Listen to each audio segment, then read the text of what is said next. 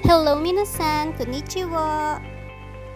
In this video, papasyal tayo sa Hakone, Japan. Hakone is located in Kanagawa Prefecture and mga 1.5 hour drive lang siya from Tokyo. Kaya naman, let's go! And inabot na nga kami ng lunchtime, so tumigil muna kami dito sa parking lot para mag-lunch. And syempre, all-time favorite, itadakimasu! After lunch, dumiretso na din kami sa biyahe and medyo nahihilo ko dyan kasi Hakone is nasa top of the mountain siya, so medyo paikot-ikot yung daan, nahilo ko dyan. Pero naman, nang makita ko naman yung view na to, grabe, ang ganda, nawala ang hilo ko. That is Lake Ashinoko. Ang ganda-ganda dito, guys. You should visit Hakone pagka napasyal kayo ng Tokyo. And this is the entrance of the Hakone Shrine. So, medyo mapapalaban lang kayo ng akyatan ng hagdan dito. A little sacrifice bago mo maabot ang Hakone Shrine. And ito yung pinaka-Hakone Shrine.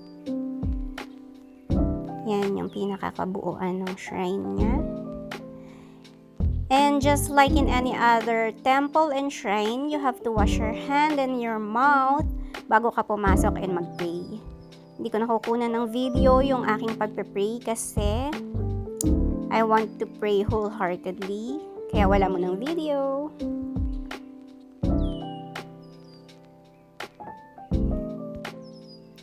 And after praying, lumabas na rin kami kaagad and one last video and picture. And nakalimutan ko palang ipakita sa inyo to. Yung may pinakabakod na color red. That is a sacred tree. And it's a baby wishing tree. Yan. If you're wishing and praying to have a baby, visit Hakone Shrine. Dahil miraculous yung tree na yan. 800 years old na siya. And maraming nag-vlog na nag-grant yung kanilang prayer na magkaroon ng baby. And after that, nagpunta na kami dito sa National Park ng Hakone. Yan. And this is the Lake Ashinoko.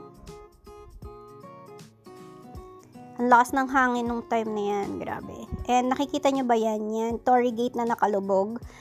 Isa yan sa pinaka-landmark ng Hakone Shrine. Pero hindi na kami nakapunta dyan kanina kasi mahaba yung pila niya. Kaya we decided na lang to go here na lang sa park kung saan makakabili ng ticket para sa sightseeing cruise. And ayan yung presyo niya. May first class, may economy. And sa tapat niya, nandyan yung mga bus.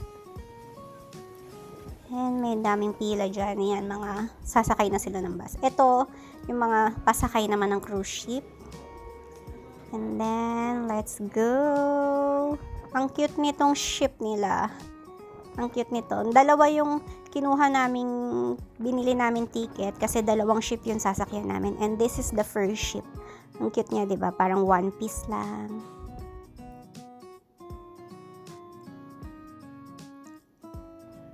And pagpasok mo nga, iba yung pinaka-entrance ng first class and economy class. So, yung first class is dito sa left side. And very Halloween na yung kanilang theme dito. So cute. Happy Halloween! This is the first floor. May second floor pa naman and mas malaki yon and mas maraming upuan dun sa taas. Sa second floor, mamaya akyat tayo dun. But for now, I will show you the views dito sa taas. Ayan.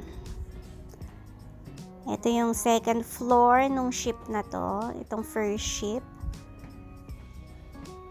And this is... Ayan, mas maraming upuan dito.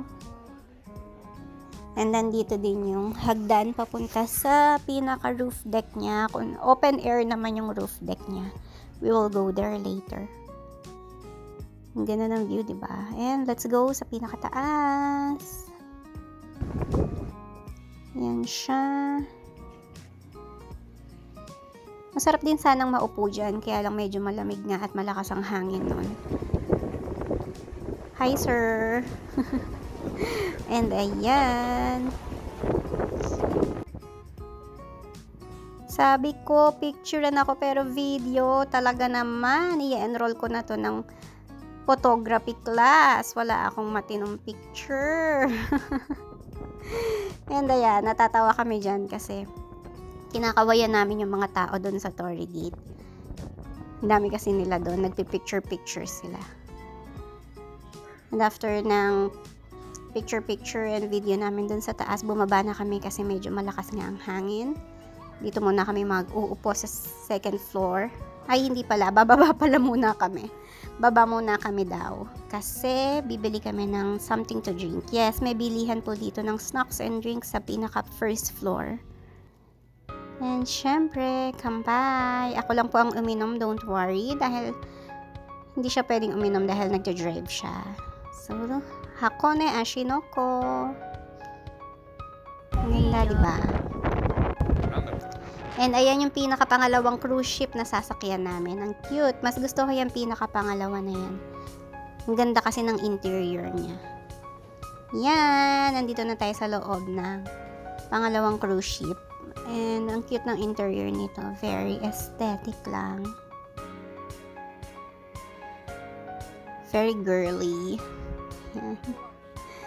Picture muna sana tayo, kaya lang failed pa rin. Video pa rin na naman ang ginawa. Sabi ko picture. Kaya mag-emote na nga lang ako. Nalulungkot ako kasi wala akong video picture na matino. Joke lang. I'm fine naman. And ayan yung pinaka-view niya. Ang ganda.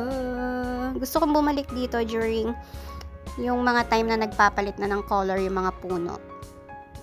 Kasi autumn is my favorite weather. Sakto lang kasi yung lamig niya. Before, ang favorite ko is cherry blossom. Kaya lang nagkaroon ako ng pollen allergy. Kaya napunta na ako sa autumn. Ayan, autumn na yung pinaka-favorite weather ko. And ito yung ship kapag gabi na. May light up na siya. So, ang cute niya. And bago umuwi, dinaanan namin itong station ng Hakone. Dumadaan ng bullet train dyan. And syempre, normal na train. And ayan siya. Mga ilang minutes siya, few minutes siya from Hakone Shrine. So, may bus naman na dumadaan dyan. Direct to Hakone Shrine. And pag uwi nga namin, grabe, zero visibility. Wala kaming makita sa daan dahil ang baba ng ulap. And thank God, nakauwi naman kami na maayos. And yun lang. Thank you for watching!